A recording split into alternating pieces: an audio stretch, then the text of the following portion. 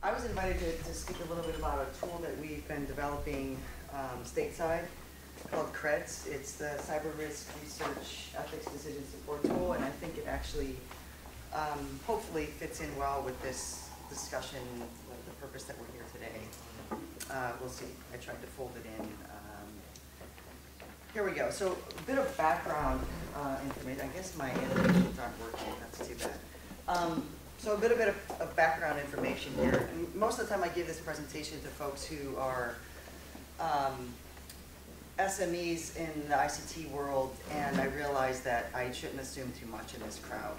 So bear with me on some of the details here. So what are the sort of challenges that we deal with in cybersecurity research, or the broader ICT research? So first off, there's no privity oftentimes between the human subject and the researcher, right? So oftentimes the researcher's interactions with human subjects are actually mediated with technology. So it sort of muddies the waters in terms of whether or not there's human subjects research, and that's traditionally been, researchers don't want to deal with IRBs or don't really understand the ethical challenges or potential issues. Will oftentimes say, hey, I'm not dealing with human subjects, I'm dealing with computers. Well, that just doesn't wash anymore. So we use this term distance. So as you increase the distance, from an IRB perspective, as you increase this distance using technology, so let's say I'm studying a platform that impacts humans, in China, for instance, it becomes easier for IRBs to conclude, hey, you're not dealing with human subject research. So again, this distance concept sort of muddies the water. The second bullet there, it's this notion of informed consent. Let's say we get past this hurdle and we realize we're dealing with human subjects. Well, how do you get informed consent when you're dealing with thousands or millions of persons that are associated with digital objects and machines? It becomes a huge challenge. And as I pointed out here, it's very trivial in ICT research to engage thousands and tens of thousands of persons associated with objects simultaneously. Deception is often necessary in this field. So, for instance, if from a scientifically rigorous perspective, if I want to study the prevalence or the likelihood of that users will fall victim to different phishing type schemes, well, I'm going to have to phish those people, right? I'm going to have to send them fraudulent emails, see how many people click on those emails and go to the fraudulent website, right? So there's deception that is prevalent. Now, I'm not stating that that's there's exceptionalism there, because obviously deception is used in other types of research, right? And we have mechanisms to deal with that.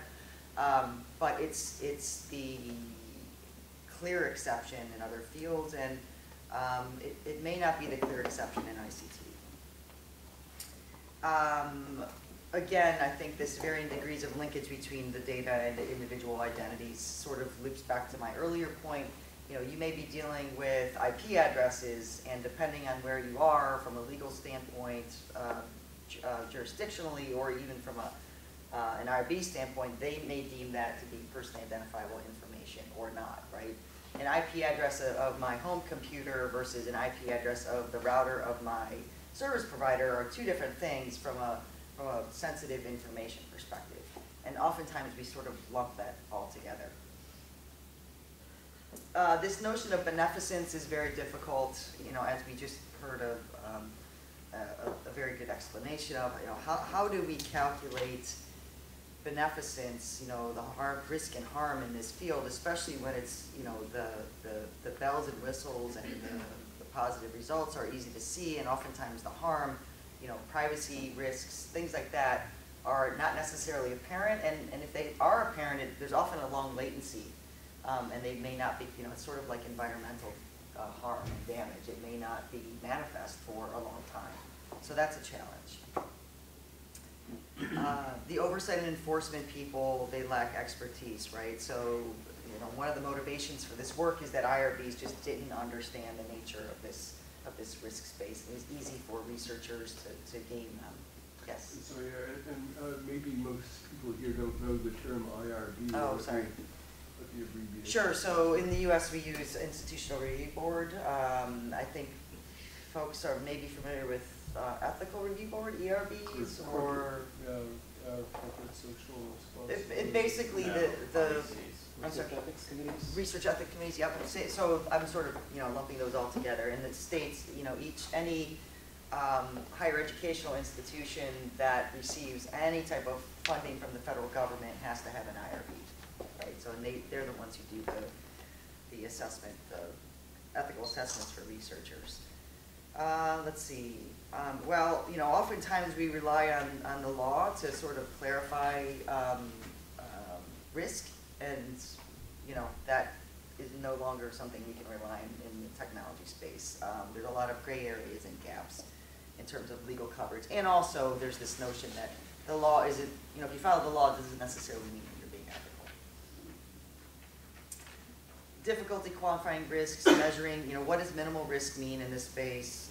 Kind of a repeat of the earlier bullet. There are challenges that emerge during research. A lot of times this research is very opportunistic, I advised a group that study the underground criminal economy, and you just don't know what you're going to find until you get in there. And then sensitive settings involve blurred research boundaries, right? So oftentimes these researchers may be engaging next to law enforcement. If you're studying a botnet and you may be interacting with a purported bad guy, it actually may be law enforcement posing as a bad guy so that they can collect intelligence. And oftentimes there's a blurred line between researchers doing research and actually helping law enforcement or hindering law enforcement. So that's a challenge. So here's a motivating scenario that sort of sums up a lot of the problems. So here's kind of pop quiz for folks. The question is, what characterizes the ability to anonymously observe, collect, and use new and existing online data without directly interacting with the subject of the data? All right, and I'm going to ask for a show of hands. So is it A, after I go through this, cyber espionage and surveillance by corporations or nation states? B, online advertising and data brokering by industry? C, is it targeted services and content, again, by industry, the commercial sector? Is it D, network and security researchers? Or is it E, all of the above? How many people say A? B, C, D, E? Right, so obviously the point is, what's in common with all of these? Well, you're dealing with opaque acts. You're dealing with potentially harmful data collection, usage, and disclosure. And there's really no normative or norms or procedures for disclosure to those entities who have rights or interests in that data, right? And so, so the danger here is, again, at Homeland Security, and I was on the other side of the table advising these researchers a couple years ago, and we said, wow, we could easily, get thrown into this this other sector of actors who aren't doing it for the same purposes or reasons that we are. But under the law and ethics, we could be thrown into the same camp. So that's what sort of motivated us to say, hey, look, we need to get our acts together. And then just, commentary here, what motivates attention to these harms and what differentiates these acts? Well, law and ethics, right? They serve as ordering forces to differentiate the bad guys from the good guys. And when the law or ethics are unclear, that's when these risks and harms may be unintended or conflated, and we've got to revisit the calculus at this point in time. So quickly, what's the lineage of this tool? We took a bottom-up approach, and we stood up this working group, Ethics in ICTR, starting in 2009. For a couple years, we had a bunch of focus group meetings.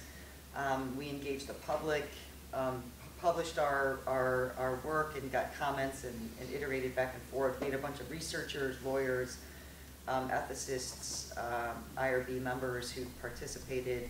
And our whole goal was, so if folks are familiar with the Belmont report, what we wanted to do is, researchers in this space, they looked at Belmont and they said, well, what does this have to do with me? Like, I can't use this in my research. And we said, okay, we'll take the Belmont and we'll create a version, a principles in context approach, and then we created the Menlo report.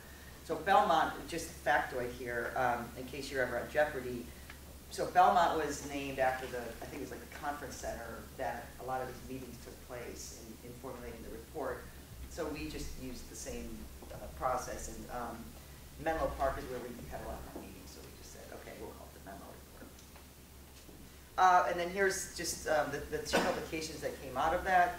It's the ethical principles guiding information and communication technology research, and then we also published a supplemental version, which is actually, I think, 3 times the length of the Menlo report. It has a lot of case studies, and actually, the feedback we've gotten is that researchers find that to be actually more helpful because of the case studies. And then we did a little bit of work on ethical impact assessment, and there's some publication citations on that. So the mantra I like to use with ethics is I think of it as a 3-legged stool, right? You've got principles, applications, and then the implementation or enforcement of those principles and applications. And the problems today are we lack shared values, we lack ethics management guidance, and we lack, you know, enforcement. I'm not saying it's completely missing. I'm saying, you know, there's varying degrees of uncertainty on these 3 legs of the stool. So how can we improve some of these ethical signals? Professional organization codes of conduct and whatnot. We can look at things like the Belmont report. We can look at things like the Menlo report. I mean, this is not inclusive by any stretch, but I just wanted to be illustrative here.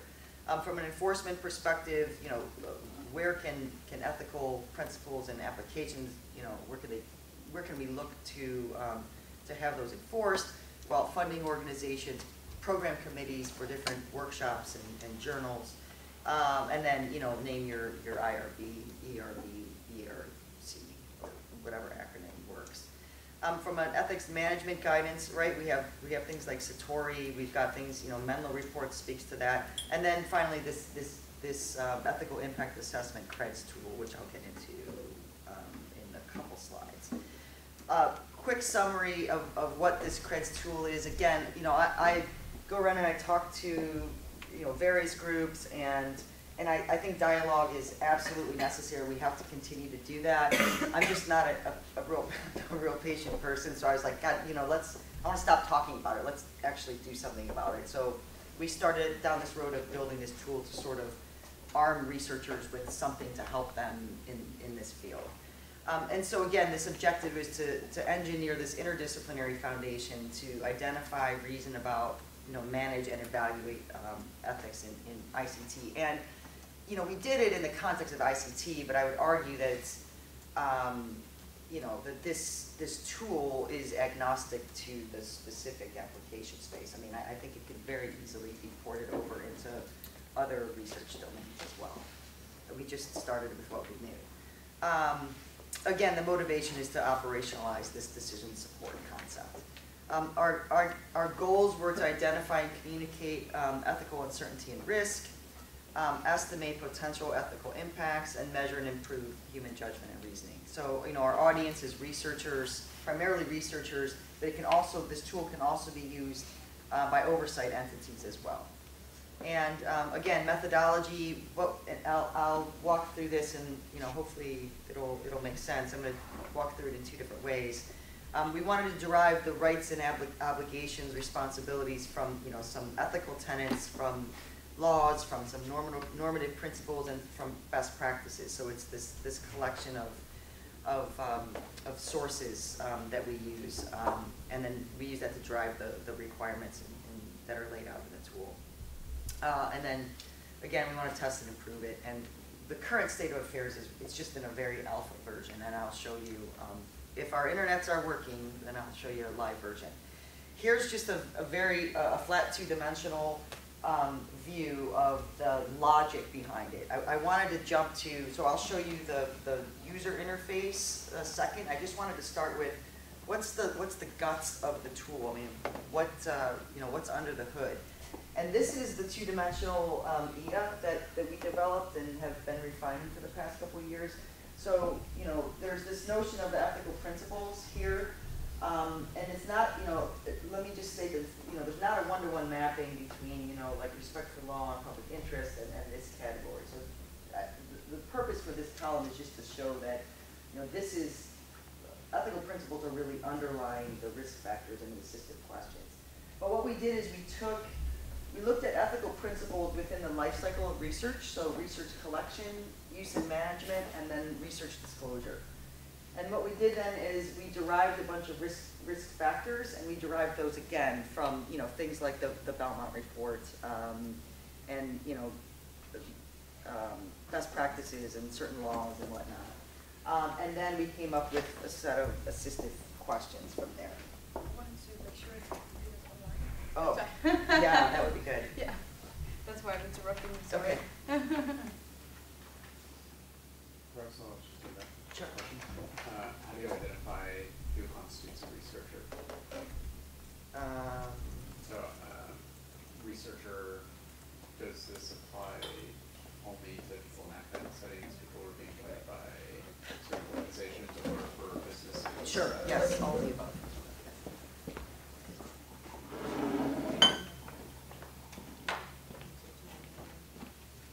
Erin, can you get your slides a little bit? Sure, Well, to me, I don't know about the others, but sure. I'll keep it.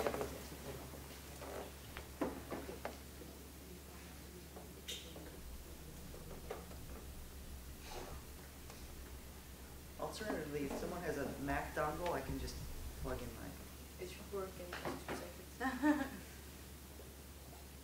All right. So it's online. Okay, great. I'll get to that in a couple of slides, but. Great, thank you. Sure. Yeah, no worries.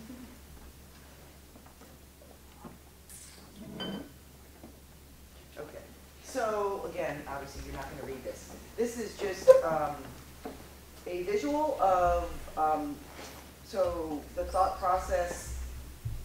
Let me step back. When I was advising various research groups, I developed a thought process, kind of a risk assessment in my mind, and this is what my mind looks like, right? In addressing the coming up with assistive questions related to the research disclosure phase of the life cycle, right? So I just wanted to show you. So here's the logic, and then again, the risk factors are here, and we've got nature of the data, nature of the resource or system that's being either researched or used to research, the nature of the provider. So actually, that should be the nature of the who's providing, who's disclosing the information. And here it should just say researcher, who's receiving the data, and then the nature of the subject. It's not on there for some reason. The nature of the purpose of the disclosure, of the research disclosure, and the nature of any sort of mitigation mechanisms that might be employed by the researcher when they're disclosing this information for research. And then again, sources of risk. But how do you describe, because I understand these headings, you could say. Yep. Nature of the purpose, but God and the devil is in the details. And That's how right. do you, because I understand almost nothing before I know the details.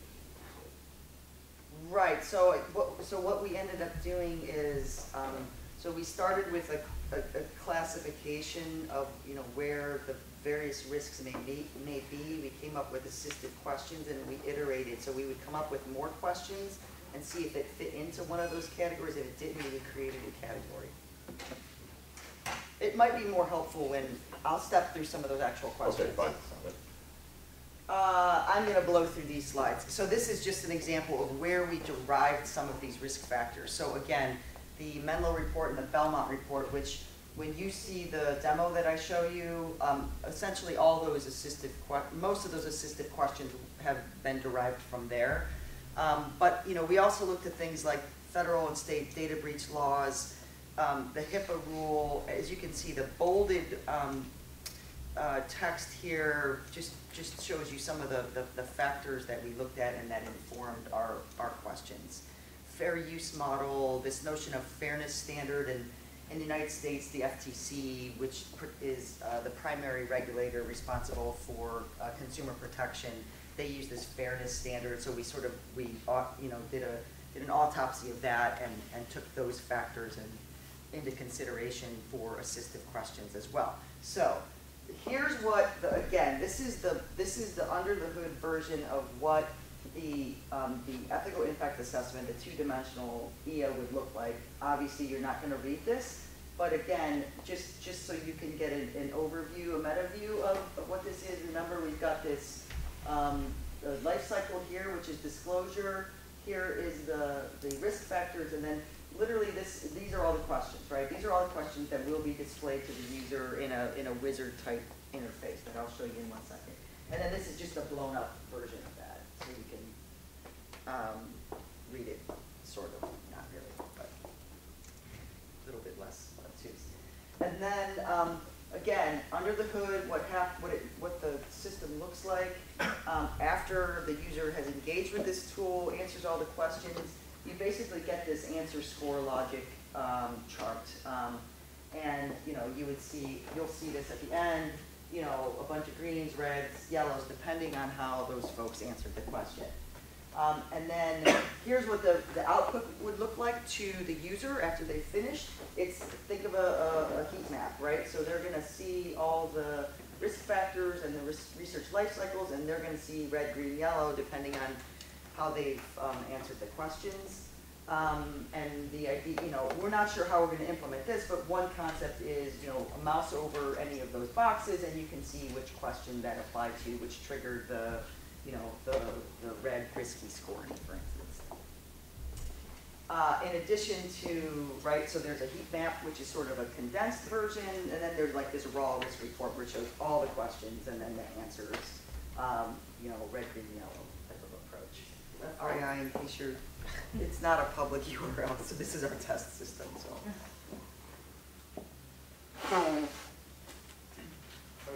May I ask you about the table you displayed? Are you also scoring the various criteria? Yes. Overall, yeah. So right now the scoring is very simple. So we're giving scores of 1 for it's a pretty binary scoring, right? And so when we calculate the totals, if over 2/3 of the answers in a given risk factor are red, then we color that red. And if it's between 33 and 66% yellow, under 33 green. The idea though is we're not going to hard code, because this is it's a risk assessment, right? So we won't hard code those. We'll make the either the administrator of the tool or someone able to manipulate the weights to their preferences. And from like an oversight entity, they may not want the researchers to be able to manipulate weights. They may want to set those weights themselves. So, did you get it? No. So I just entered the same address, but it not. Well, it's even loaded, so. It is loading? Oh yeah, you got it, great.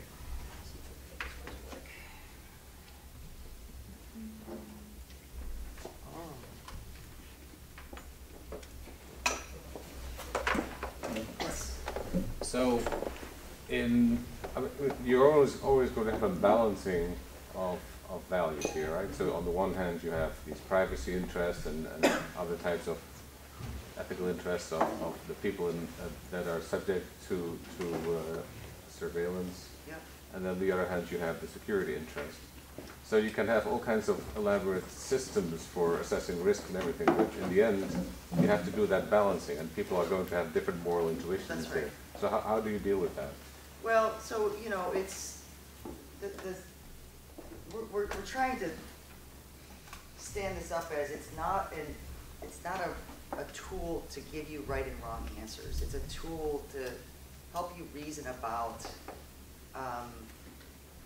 proper ethical decisions and justify the decisions you've made and communicate those to oversight entities, right? Because there's no way we could attempt to try and build a tool that answers right and wrong. It's just, that's a non-starter. So yeah, and again, I think that's going to be a hard part in socializing this is because researchers, especially engineers, they're going to want, press the button and I want to write a wrong answer. And it's, I think we're going to have to get people used to understanding the utility of the tool. So it is up, okay. Again, caveat being, this is alpha, right? So it's, you know, we don't have a lot of the user interface pretty bells and whistles up, but I can show you that we have populated this with the disclosure questions, right? So I will just walk through a couple of the questions and then we'll jump to the end so you can see what the output looks like. So let's take a scenario where someone is trying to study critical infrastructure vulnerabilities, and they're scanning the internet to try and find insecure embedded devices, for instance. And they come up with a collection of hundreds or thousands of insecure routers and industrial control devices or whatnot. And they want to make this known, right? They want to say, hey, look, you know, we've got all these vulnerabilities in our infrastructure. We need to patch this up, or, you know, make the owners of those systems aware, what have you. And let's say they're using this tool and they start to, you know, answer some of these questions. Some of these I'll actually just, I'll try and see how quickly we can go through this. So the question is, are you disclosing sensitive data, right? And sensitive being non-public, identifiable, confidential, vulnerability data. Well, yeah, you would be if in that circumstance. And you know, as you see this little hiccup after I click on an answer, there's a hierarchical, you know, sort of conditional reasoning that goes on. So, you know, if you answer one question, depending on how that it answered, you get presented with different follow-on questions, right? So that's what's going on in the background. Then is it reasonably likely that the data can be used alone or in combination with other available data? Apologize for the acronym here. By a possible recipient of the data to identify a living person or to find out confidential information. Well, yeah, if I'm disclosing that, then certainly it's reasonably likely. Moving along here.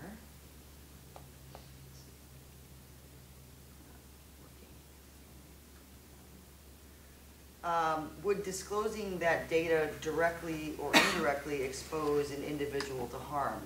Possibly, right? So if you expose a vulnerable machine, bad guy knows it's vulnerable and he can go send an exploit to your machine, so yes. All right. Does the data identify an individual? This is a repeat. Yes, we already said this. This is what you get with an alpha version of a tool.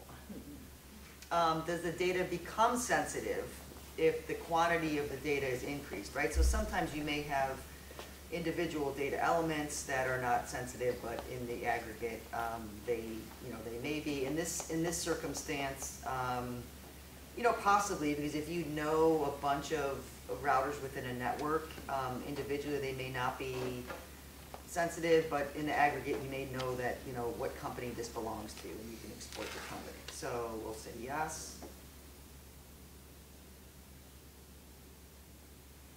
Is the sensitivity persistent? I would say, let's say no.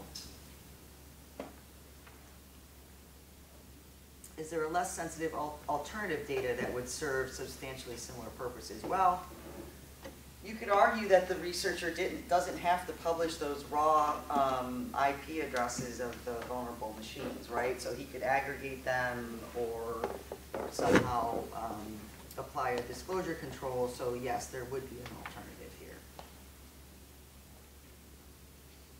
Are you disclosing vulnerability data? Yes.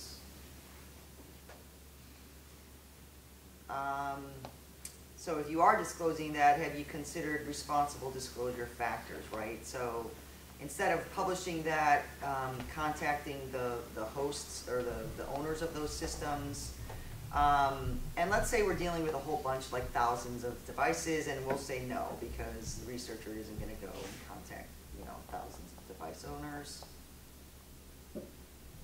Is there a federal or state privacy or data protection regulation that restricts your disclosure of that data? In that circumstance, I would say no.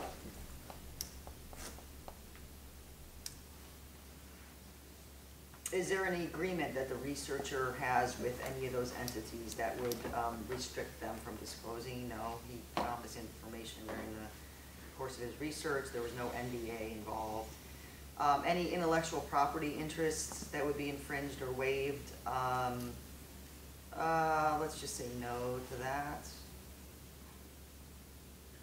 And then we're almost at the end here.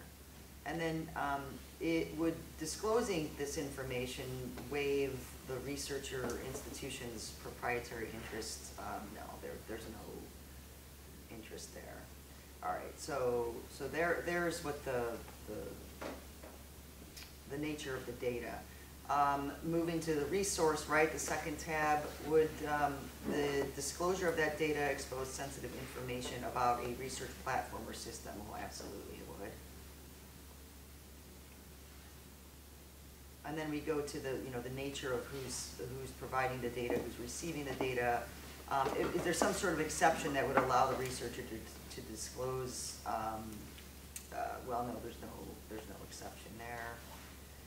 Does the researcher's organization, their ethics policies, or is there an informed consent agreement that restricts the disclosure of that data to the recipient? And here the recipient is the public.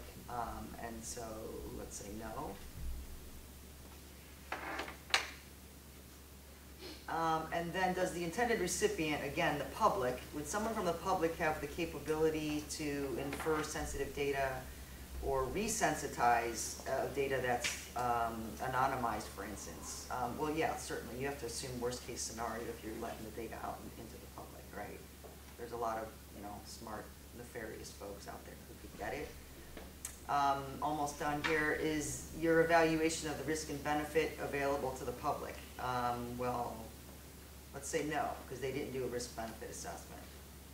Does any law prescribe the purpose that this vulnerability data can be disclosed? Let's say yes, just for sake of argument.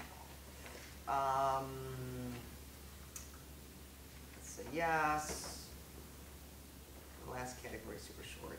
Is there an agreement that restricts certain use of the data? No. I'm just going to roll to the end here. Yes. Just so you can see.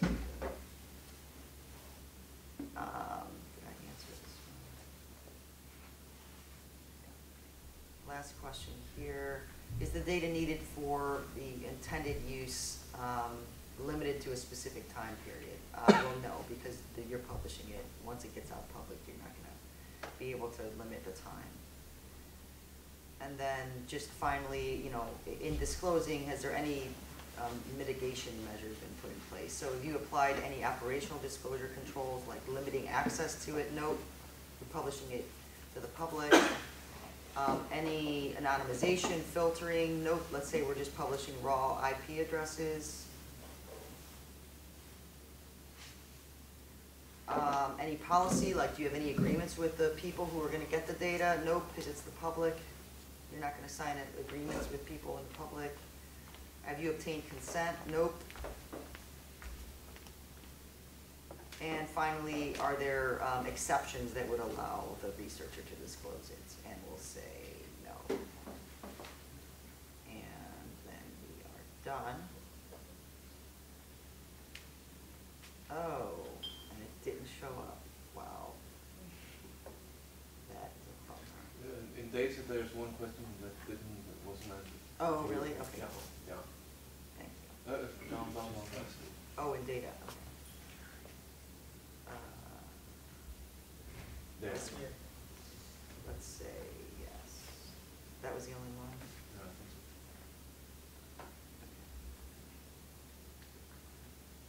so. Okay.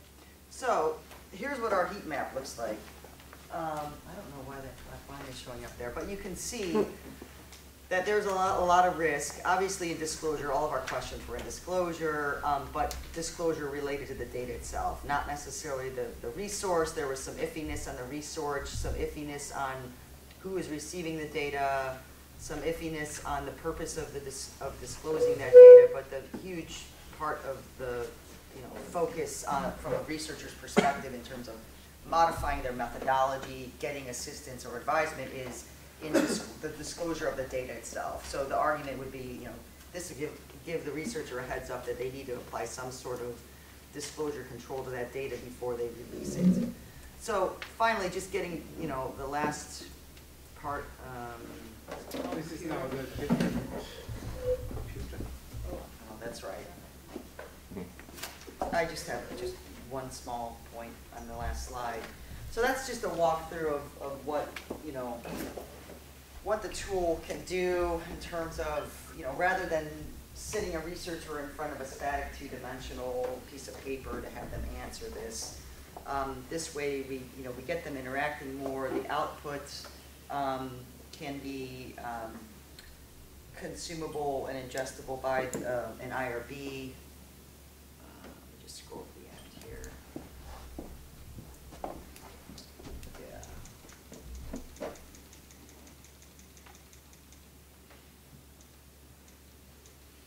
Right, so circling back to one of the discussions yesterday is who bears the ethics assessment costs, right? It's threefold for the most part, the assessors themselves, the researchers, and then society. And if you talk about how do you deal with costs and risks, well, there's, about 5 different ways to deal with it. You can accept it or absorb it, you can avoid it, transfer it, mitigate it, or exploit it. And so what this type of a tool would do is, for assessors and researchers, right, we're standardizing metrics. So we're lowering the costs of repeating these assessments and determining risk. It can be very easily, we didn't design it this way, but you can envision this being used as a training tool as well. Folks, I'm sure everyone here has to do those, sexual harassment and ethics trainings as part of your work environment. You can envision this as, being used as a training tool as well in that similar type of situation. It could be used as a pre-screening, right? So instead of the IRBs or review boards bearing all the weight of the review, you can offload some of that and have researchers do their own sort of pre-screening to identify those red areas where they should manipulate or alter their methodology before they actually go to the IRB to save time in that regard. It enables the researcher to take more ownership, as a lot of times researchers feel that that this is some process they don't understand by a bunch of people who don't understand what they're doing, and this sort of empowers them to really embrace the ethical issues a little bit more, and vice versa. I think it empowers the IRBs who may not understand that domain, and they can learn from the researchers themselves. So it's kind of a mutually sort of reinforcing dynamic. And then again, it's this knowledge transfer from a society perspective. It enables researchers and oversight committees to communicate risk. You can imagine, a bunch of, a library of templates for different types of research and the different risk assessments that result. It increases participation. A lot of times, especially with what our various governments have been involved in, people aren't trusting the government, and as researchers do more of this, and as more of this research is exposed, people may start to distrust researchers, and so this is a tool to enable transparency and disclosure about what they're actually doing and what are the risks involved, so that we can keep the public participating, because there is value to them engaging with this. And then overall, it's just, I think it helps build trust, and from a cost effectiveness perspective, the more trust you have, the less resistance, the easier it is for all the different entities to engage in that regard.